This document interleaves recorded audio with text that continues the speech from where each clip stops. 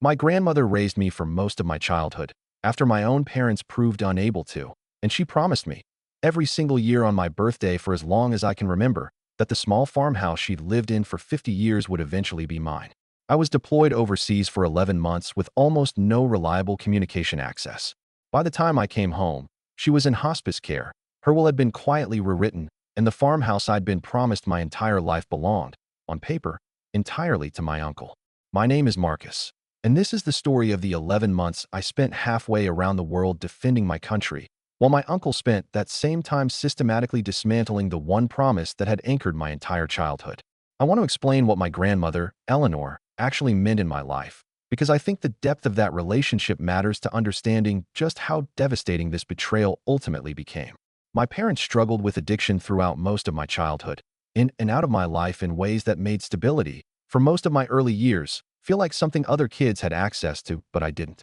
My grandmother stepped in when I was 6, taking on full custody after a particularly difficult period made clear my parents simply weren't capable, at that time, of providing the kind of consistent care a young child needed. She raised me on a small farm about 40 minutes outside the nearest town, a modest but genuinely happy childhood built around chores, quiet evenings, and a specific, unwavering love that I've never fully been able to adequately describe to anyone who didn't experience it directly themselves. I remember specific mornings, waking up before school to help her with the chickens, the particular quiet satisfaction of a chore done while earning her quiet, genuine pride rather than the inconsistent, unpredictable reactions I'd grown used to during the years I'd spent with my own parents. I remember her teaching me to drive on the long, empty gravel road leading to the farmhouse, both of us laughing as I stalled the old pickup truck for what felt like the 100th time. I remember, most of all, the specific, grounding certainty of knowing, every single day of my adolescence,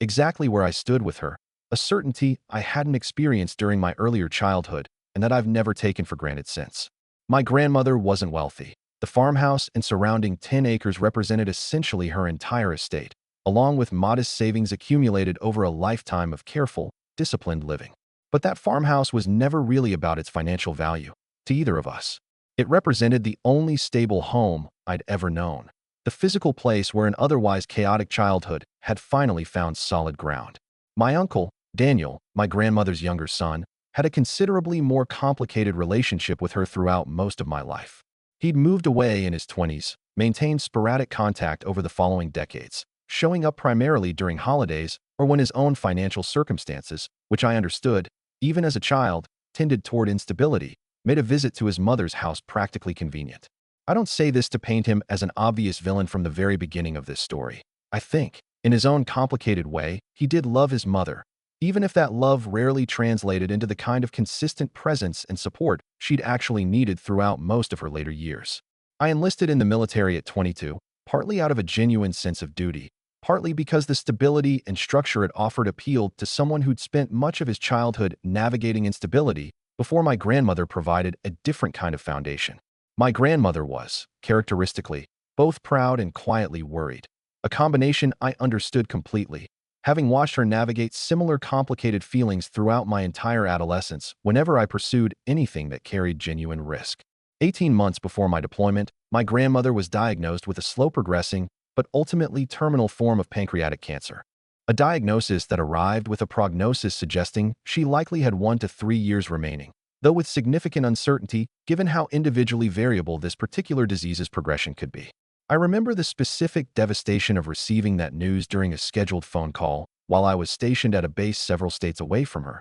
feeling the particular helplessness of loving someone deeply while being unable to be physically present during a crisis this significant. My deployment orders came roughly 6 months after her diagnosis, sending me overseas for what was initially projected as a 9-month assignment, though it eventually extended to 11 months due to circumstances entirely outside my control. I want to explain the specific communication limitations this deployment involved because they matter significantly to understanding how thoroughly isolated I was from developments back home during this entire period. My assignment placed me in a region with severely restricted communication infrastructure, limiting me to brief, infrequent calls home, sometimes with gaps of several weeks between any contact at all, and no reliable access to email or other more immediate forms of communication for much of my deployment. I spoke with my grandmother as often as circumstances allowed throughout the first several months of my deployment, brief, precious calls during which she remained, as far as I could tell, her characteristically strong, determined self,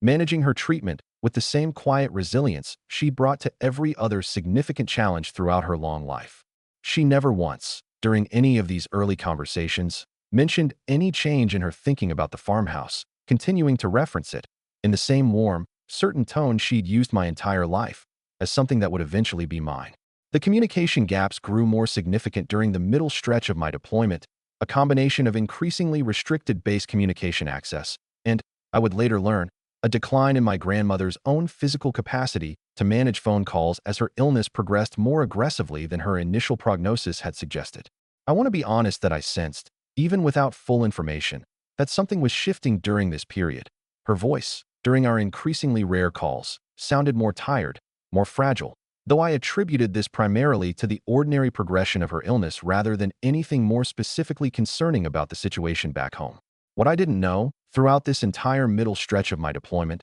was that my Uncle Daniel had moved into my grandmother's farmhouse roughly 4 months into my absence, ostensibly to help provide the increased daily care her declining health required. I want to be fair in acknowledging that this specific decision, on its own, represented a genuinely reasonable, even admirable choice. Someone needed to be present for my grandmother's escalating care needs, and with me deployed overseas, Daniel stepping into that role, whatever his historical inconsistency, wasn't inherently suspicious or concerning. What actually happened during those months, once Daniel became my grandmother's primary daily caregiver and, increasingly, her primary connection to the outside world given her declining mobility and my own severely restricted communication access, took months for me to fully understand once I finally returned home and began piecing together the actual timeline of what had unfolded during my absence. According to my grandmother's longtime neighbor, Ruth, who I spoke with extensively once I finally returned and started trying to understand what had actually happened, Daniel had,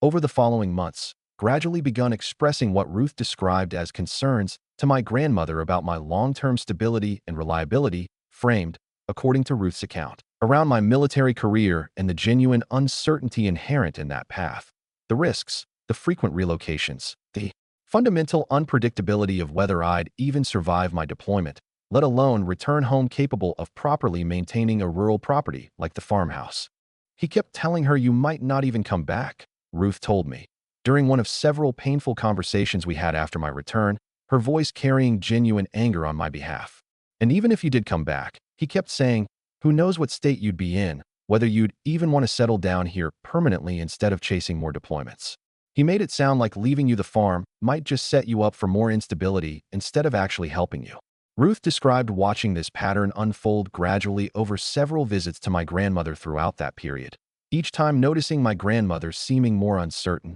more anxious about the future, concerns that Ruth said felt noticeably different from the calm, confident certainty my grandmother had always expressed about her plans for the farmhouse throughout the years Ruth had known her. She used to talk about you inheriting that place like it was simply settled, something that didn't need discussing further because it was just obviously true, Ruth said. Toward the end, she started asking me things like whether I thought you'd actually want to stay here permanently, whether military life had maybe changed what you'd want out of a home. Those weren't her own thoughts, Marcus. Those were questions someone had planted in her mind, and she was too sick and too tired to fully push back against them the way she would have earlier in her life. I want to try to describe what it felt like, learning that my own uncle had spent months, while I was risking my life in active service to my country, quietly constructing a narrative to my dying grandmother designed to make my own military service, the very thing I pursued partly to build the kind of stability my grandmother had always wanted for me, sound like evidence of exactly the opposite, evidence that I couldn't be trusted with the one inheritance that had anchored my entire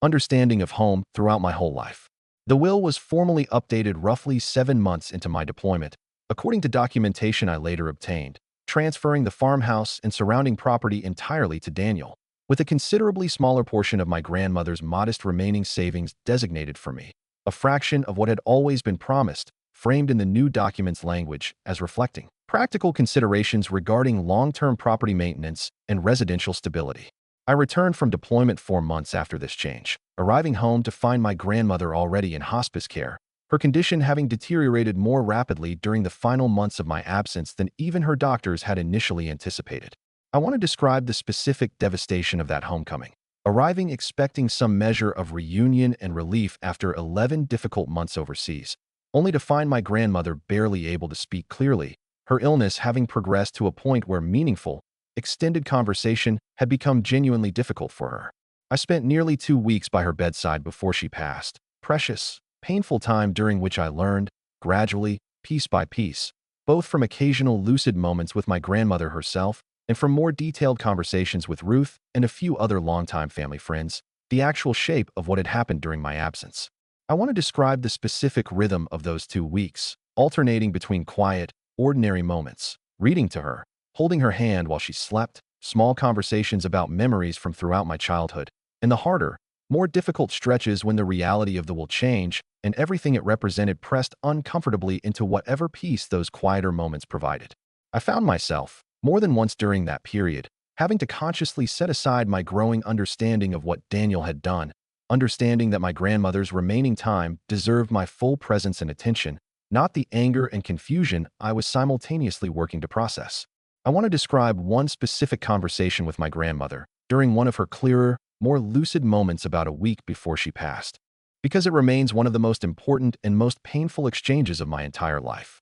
She reached for my hand, her grip considerably weaker than the strong, capable hands I remembered from throughout my childhood, and said, "Marcus, I need you to know something. I don't fully understand what happened with the will. Daniel kept telling me things about your service, about the risks, and I was so tired and so scared about what would happen to the house if something happened to you overseas, and I think I made decisions I wouldn't have made if I'd been thinking more clearly, or if you'd been here to help me actually understand what he was telling me." I want to try to convey what it felt like, hearing my grandmother, in what would become one of our final coherent conversations, expressing genuine uncertainty and regret about decisions made during a period when both her physical and cognitive capacity had been significantly compromised by both her illness and, apparently, information her son had provided that didn't fully or fairly represent my actual circumstances and character. I held her hand and told her, as gently and honestly as I could manage, that none of this was her fault, that whatever had happened, I understood, and that my only concern in that moment was making sure she felt at peace,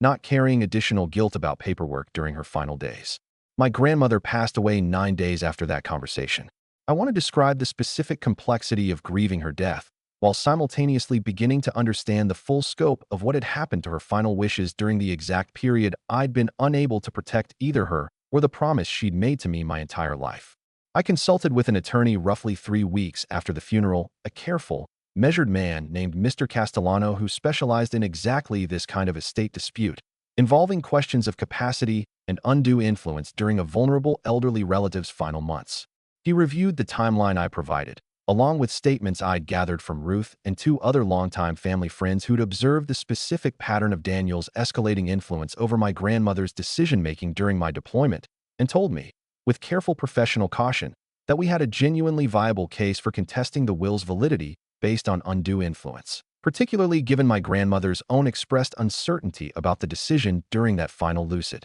conversation. "These cases are difficult," Mr. Castellano told me during our initial consultation. "Courts are generally reluctant to override a competent adult's stated wishes, even elderly or ill ones, without clear evidence that genuine undue influence, rather than simply a change of heart, was actually responsible for the change. But what you're describing, a pattern of information specifically designed to undermine trust in you during a period of significant physical and cognitive vulnerability, combined with her own later expressed regret, gives us real grounds to pursue this." The legal process that followed took just over a year, involving depositions from Ruth and other family friends, a forensic review of my grandmother's medical records during the specific period the will was changed, and extensive documentation regarding both the severe communication limitations of my deployment and the specific, verifiable claims Daniel had apparently made to my grandmother about my military service and long-term reliability. I want to describe the specific difficulty of these proceedings, requiring me to essentially prove, in a legal setting, that my own uncle had deliberately manipulated my dying grandmother during a period of significant vulnerability, using my own honorable military service as the very evidence against my trustworthiness, an argument that felt, throughout the entire process, like a particular kind of betrayal layered on top of the original wound. Daniel's legal defense centered on characterizing the will change as simply reflecting our grandmother's own genuine, independent concerns about long-term property stability, rather than any deliberate manipulation on his part. This defense became considerably harder to sustain once medical records confirmed that my grandmother's cognitive capacity had been significantly compromised by both her advancing illness and the medication regimen managing her pain during the specific period the will was changed, documentation that, combined with her own later expressed uncertainty and regret, ultimately proved decisive in the court's assessment. The court ultimately ruled in my favor, roughly 14 months after I initially filed the challenge,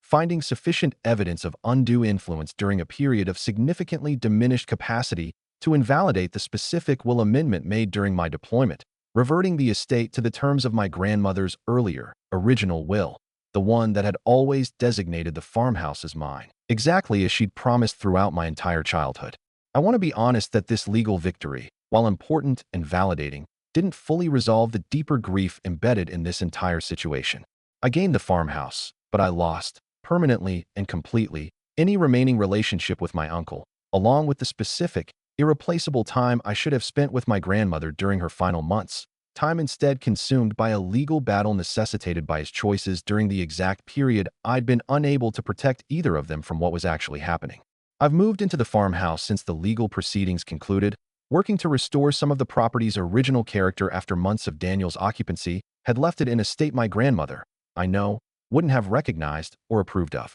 I spend evenings in the same rooms where she raised me, surrounded by decades of memories that feel, now, both comforting and quietly painful, understanding how close I came to losing this specific, irreplaceable piece of my own history to a betrayal that unfolded during the exact months I was least capable of protecting it. I've since transitioned out of active deployment status, taking a stateside assignment that allows me to actually live in the farmhouse full-time, tending the same small garden my grandmother maintained for decades, slowly learning the particular rhythms of the property that I'd absorbed as a child but never fully had to manage independently until now. There's a specific, quiet satisfaction in these ordinary daily tasks that I don't think I fully appreciated until I nearly lost access to them entirely. Understanding now how much of my own sense of home was tied not just to the physical property itself, but to the promise and continuity it represented, the tangible proof that my grandmother's love for me had been real, permanent, and specifically, deliberately protected for my future.